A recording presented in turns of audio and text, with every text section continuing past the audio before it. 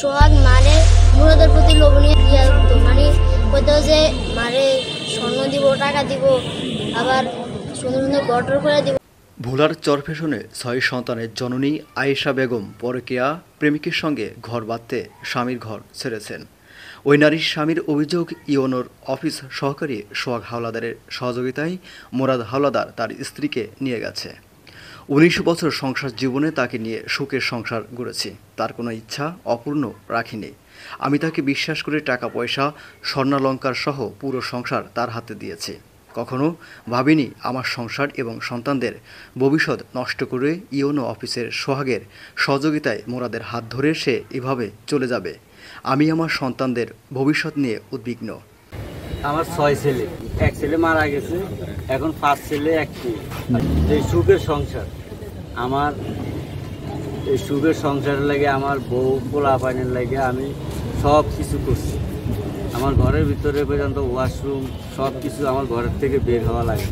আমি আমার বউরে এরকম বিশ্বাস করছি, আমি টাকা যা কামাইতাম তাই আমি ঘরে নিয়ে রাখতাম। মুরাদ আমার বউরে চাকরি করে সোহাগের সহযোগিতায় আমার বউরে নিয়ে ফালায়, আমার টাকা পয়সা স্বর্ণ অলঙ্কার সব কিছু নিয়ে ফালায়।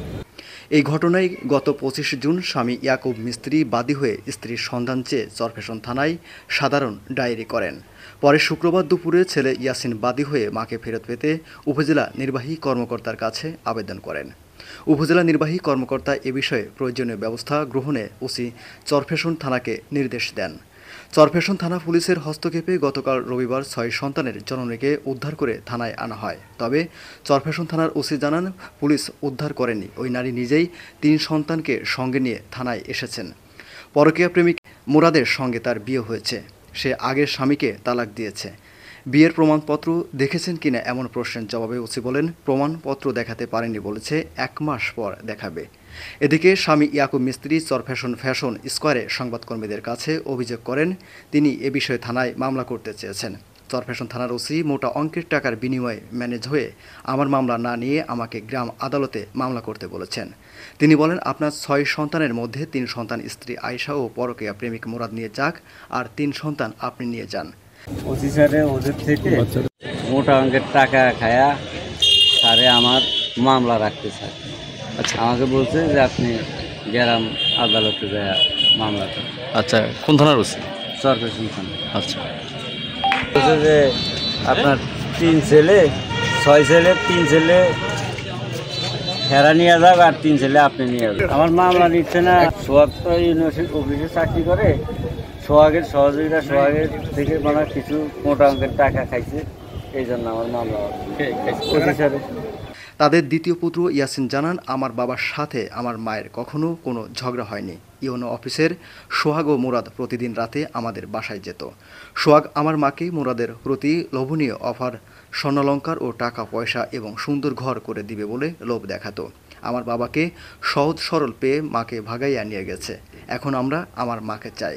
মোহাম্মদ ইয়াসিন। আমার মার সাথে আবুর কোনো রকম ঝগড়াই হয়নি, কিন্তু মুরাদ আর সোহাগ প্রতিদিন রাত্রে আমাদের বাসায় যাইতো।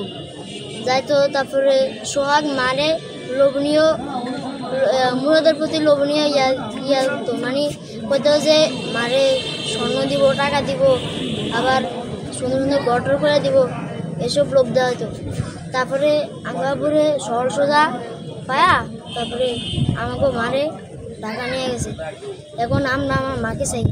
ইয়াকুবের স্ত্রী আয়েশা বলেন, আমি প্রেমিক মুরাদের সঙ্গে গিয়েছি, আমাদের বিয়ে হয়েছে, আইনি আশ্রয়ের জন্য থানায় এসেছি। মূলত বিষয় বলতে আপনারা তো সবটাই ক্লিয়ার হয়েছেন, ওনার সাথে আমার প্রেম হয়েছে, আমরা দুজন চলে গেছি, তো আর এখানে মূলত বিষয় কি হচ্ছে? অভিযুক্ত মুরাদ হাওলাদার আত্মগোপনে থাকায় অভিযোগের বিষয়ে তার বক্তব্য জানা যায়নি। উপজেলা নির্বাহী কর্মকর্তা ইওনো কার্যালয়ে অফিস সহকারী মোহাম্মদ সোহাগ জানান, এ ঘটনায় তিনি জড়িত নন। ও যে চলে গেছে ওই আমার দুঃসম্পর্কের আত্মীয়, ঠিক আছে, এজন্য আমার সাথে আমার বাসায় হতে আসতো, মামার সাথে আত্মীয় স্বজন হিসেবে চলাফেরা ছিল। অন্য একজন যদি বলেন আমার আত্মীয় স্বজন যদি কেউ যদি অকারেন্স করে, সেটা দায় কি আমি আত্মীয় হিসেবে নিতে পারি? বলেন।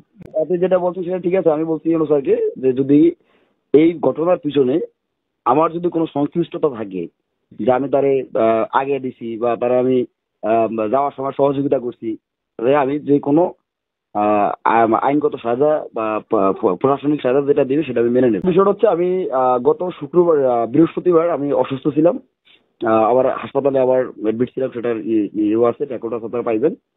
তো সেদিন আমার কাছে আবার দুটা ফোন আর আমার ওয়াইফের ফোন আমার পকেটে ছিল। পকেটে থাকার পরে আমার সেখানে প্যান্ট খুঁজছে, আমি হাসপাতালে থাকার পরে প্যান্ট খুঁজে লুঙ্গি পরাইছে, যদিও আমি জানি না, আমি তো সেন্সলেস ছিলাম। তো সেক্ষেত্রে আমার তিনটা ফোনের মধ্যে দুটা ফোন ব্যাক করছে, একটা ফোন ও রেখে দিয়েছে, কিন্তু যেটা আমি জানতাম না, কারণ আমি তো সেন্সলেস ছিলাম, আমার বাসার সবাই গিয়েছিল। ঠিক আছে, পরবর্তীতে গত 7 দিন, মানে 6 থেকে 5 দিন এটা আমার ফোন বন্ধ ছিল। আমি মনে করছি আমার ওয়াইফ ওটা রেখে দিয়েছে, কিন্তু আমার ওয়াইফ মনে করছে এটা আমার কাছে, কিন্তু আমি মনে করতাম আমার ওয়াইফের কাছে। আমাদের দুজনের মধ্যে মিসআন্ডারস্ট্যান্ডিং ছিল, কিন্তু ফোন ছিল মূলত ওর কাছে, ও ফোন নিয়ে গেছে। চরফ্যাশন থানার ওসি মোহাম্মদ মিজানুর রহমান হাওলাদার মুঠোফোনে জানান, আমরা তাকে উদ্ধার করিনি। ওই নারী নিজ ইচ্ছায় থানায় এসেছেন এবং সে পূর্বের স্বামীকে তালাক দিয়ে মুরাদকে বিয়ে করেছে। বিয়ের প্রমাণাদি 1 মাস পরে দেখাবে বলেছে। টাকার বিনিময়ে ম্যানেজ হয়ে পূর্বের স্বামীর মামলা না নিয়ে 3 সন্তান বাবাকে এবং 3 সন্তান মাকে দেওয়ার অভিযোগ অস্বীকার করেন তিনি। আজকে এটার বিষয়ে কি সমাধান দিয়েছেন? কোনটা? ওই যে 6 সন্তানের জননী, ওই আমাদেরকে ভাই, সে একজন অ্যাডাল্ট মহিলা, ঠিক আছে? আচ্ছা, অ্যাডাল্ট মহিলা, তার তো মানে আইনগত রাইটস আছে তার জীবন নিয়ে তার সিদ্ধান্ত নেওয়ার, তাই তো?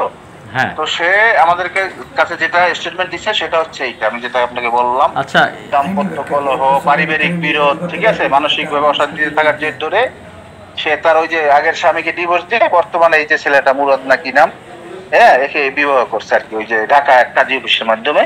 পরবর্তীতে সে কাগজপত্র উপস্থাপন করবে।